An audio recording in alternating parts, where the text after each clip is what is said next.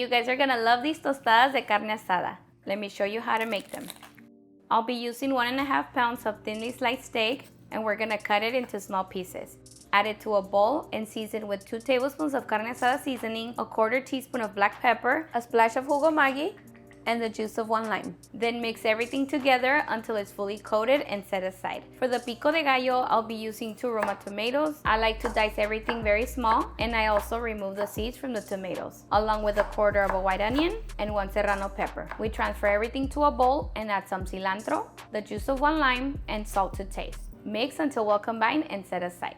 For the guacamole, I'll be using my molcajete. We add 3 avocados, the juice of 2 limes, and salt to taste. I like to keep the guacamole simple for tostadas, but feel free to add cilantro, jalapenos, or anything else you'd like. Now to cook the meat, my pan is set to medium heat and we add a little bit of oil. Once hot, we add the meat and cook for about 20 minutes. It's been 20 minutes and the meat is ready. This is how I like it, nice and brown, just like this. And here's how I like to assemble my tostada. I start with a layer of guacamole, the meat, and add as much or as little of each topping as you'd like.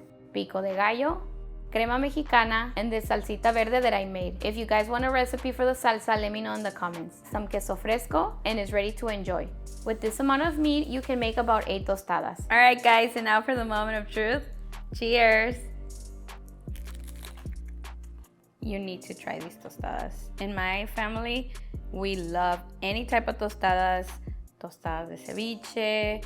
I personally even like tostadas with just beans and cheese. Those are my favorite. But this one, oh my God, so good.